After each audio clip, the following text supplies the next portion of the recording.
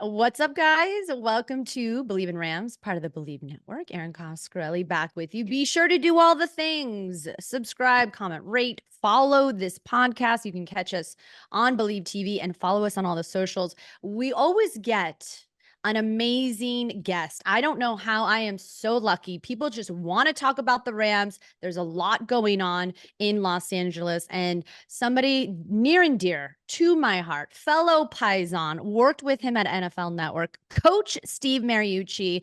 You can catch him during the NFL season, by the way, every Sunday on NFL Game Day morning, starting at 6 a.m. Pacific time on NFL Network. Former pro coach and fellow Paisan. How are you, Coach? How's it going? It's so good to see you. Erin, good to see you too. And how's your summer going? Huh? You staying busy?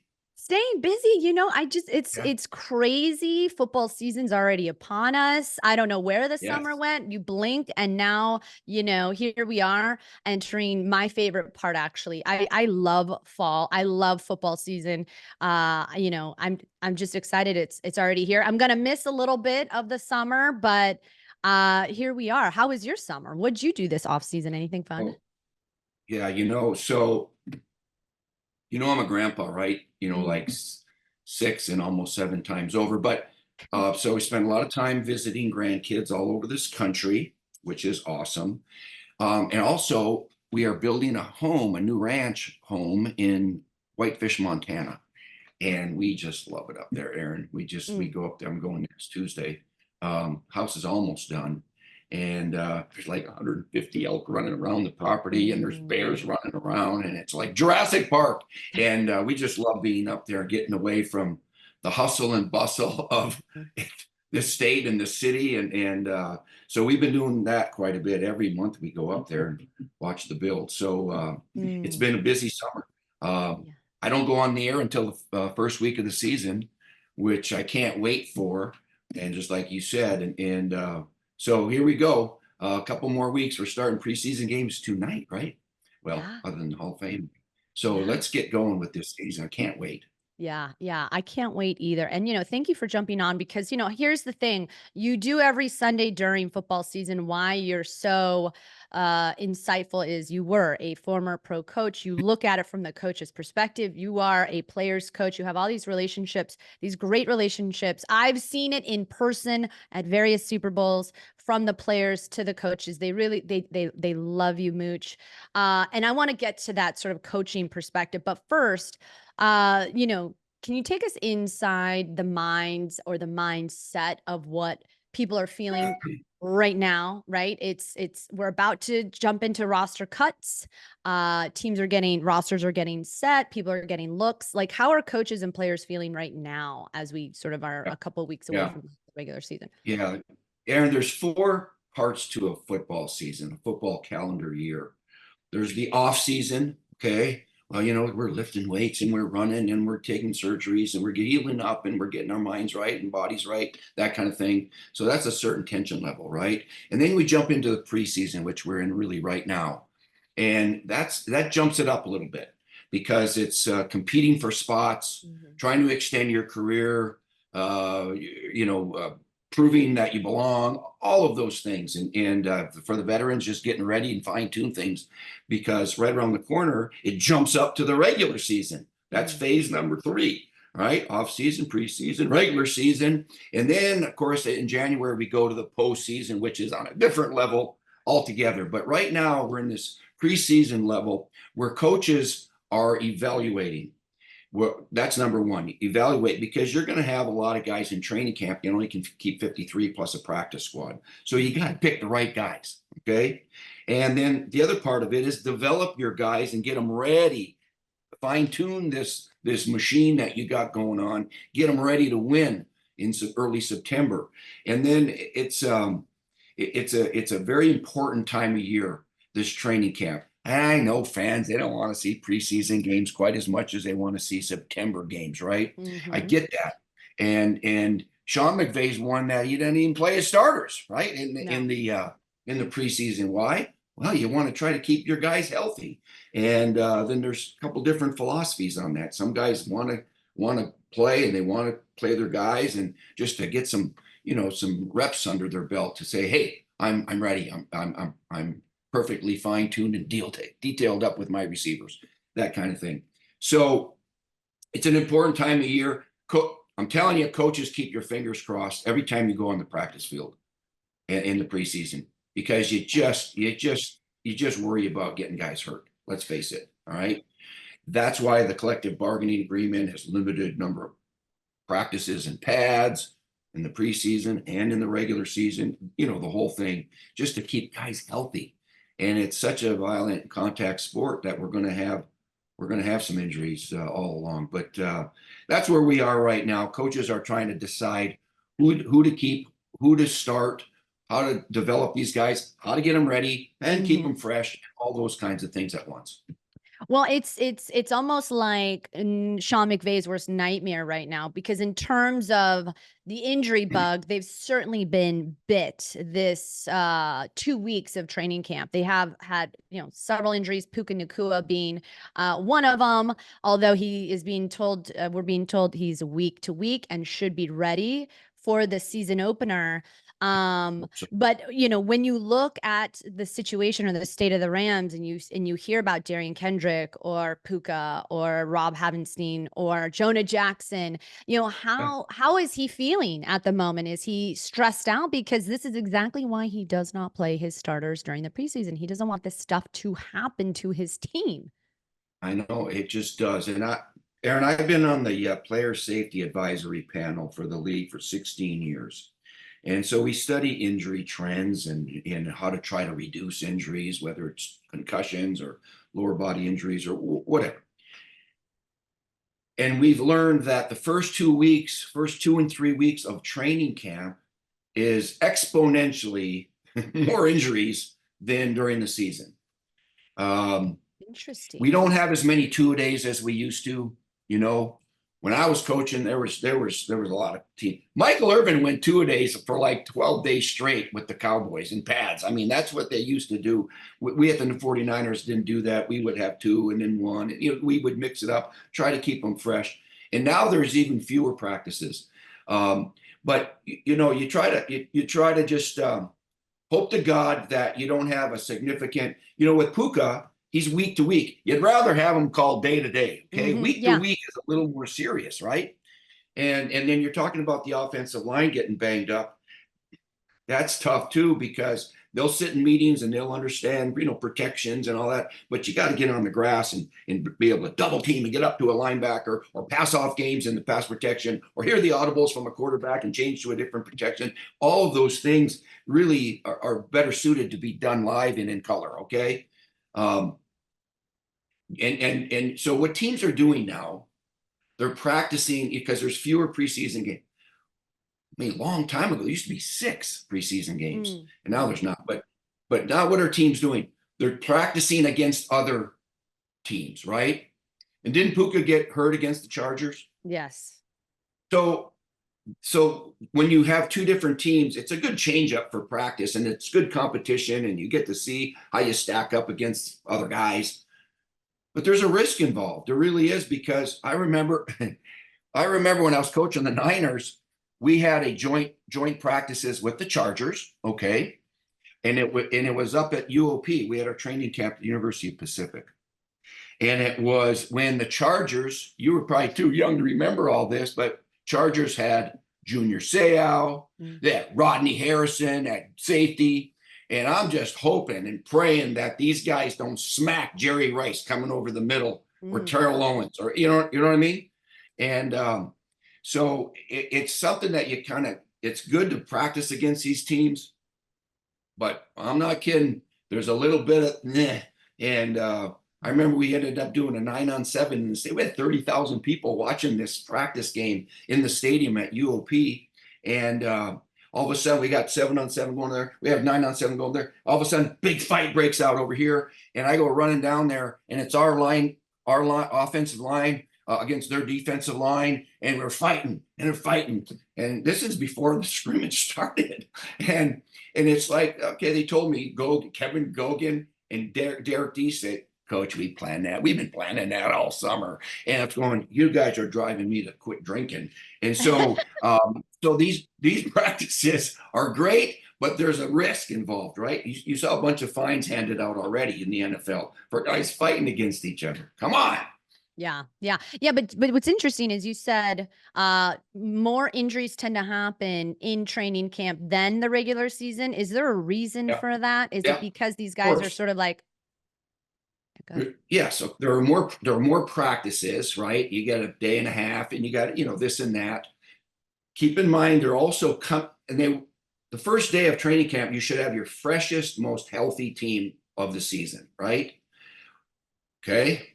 But guys have taken some time off prior to that. You have all the OTAs and you have the conditioning and all that over here. But then they take a vacation. And some of these guys work well, and some of them guys, try to freshen up. But when you get back into full speed football, it's just different.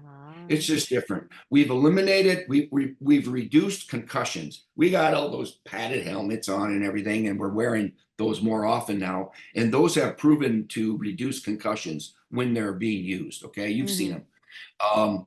But the lower body injuries, the hammies and the knees and the ankles and the pulls, those are still happening because you go from training, to football, and all of a sudden it's different, right? Because you're competing for your job and you have to be quick and you have to be full speed.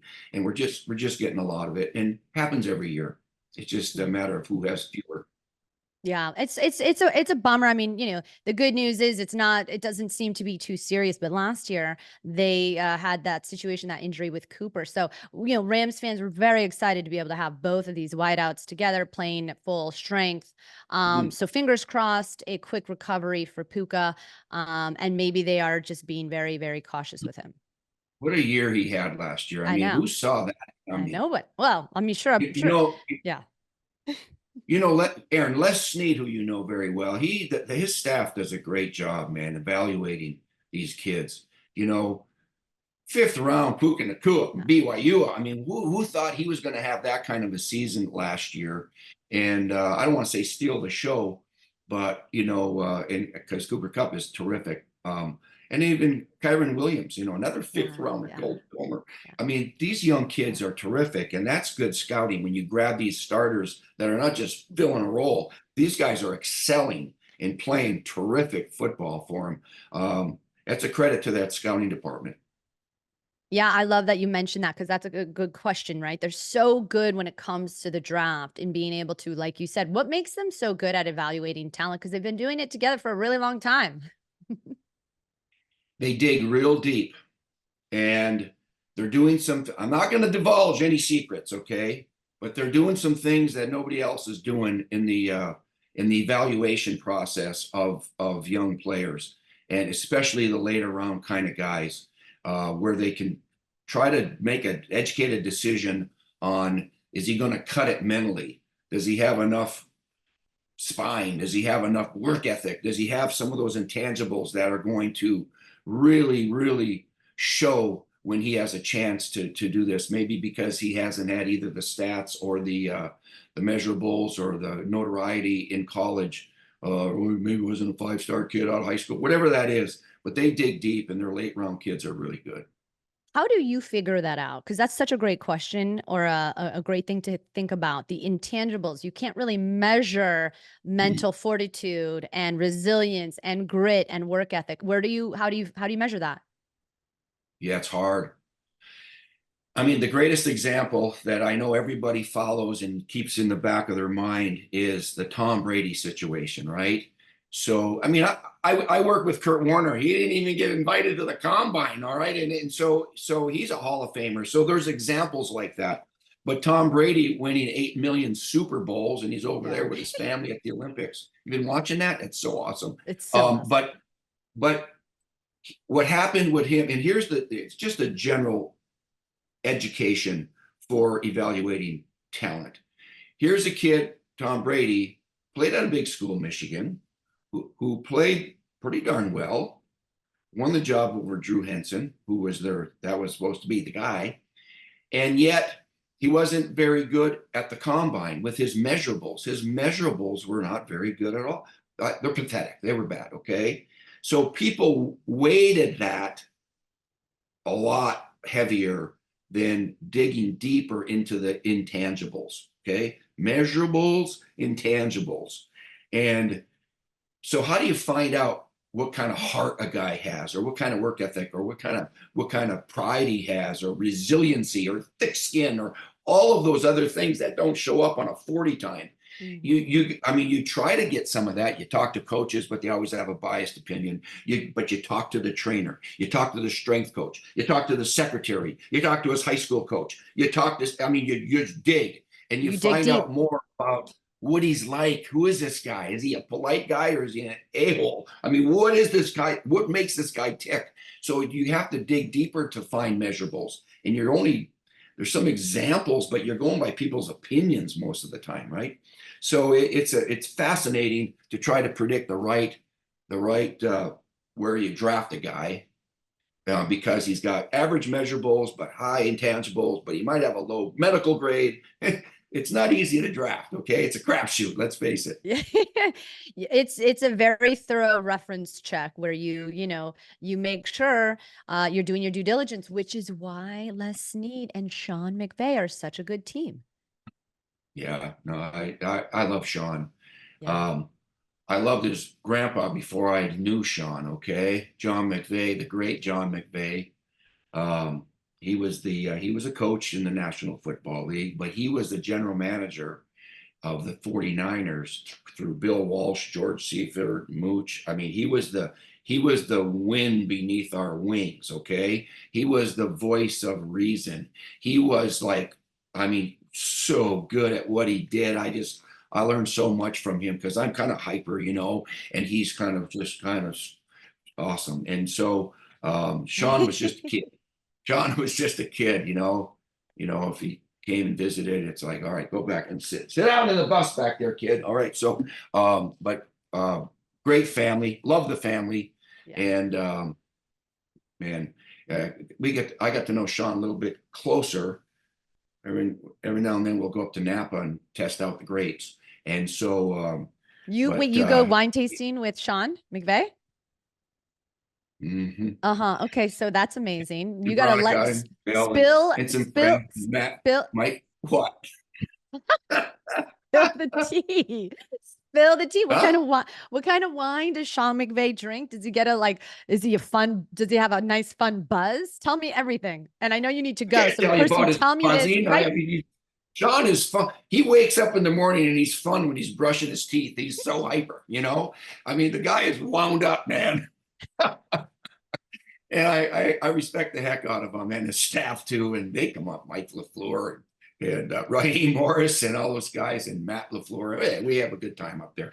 But yeah, no, I think the world of Sean McVay. It was kind of fun when somebody hires a real young guy, whether his name is John Gruden or Sean McVay, or I mean, he's kind of out of that mold where he's just like Paul is his king, right? And he's a good husband and father, and Veronica's terrific.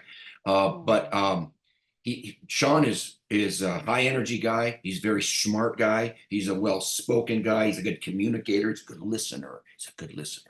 And that, I mean, when you can't be a slouch when you have a team. He wins the Super Bowl. We all know that. And then he has a tough time. He has to kind of rebuild it back and get it going after a bunch of injuries.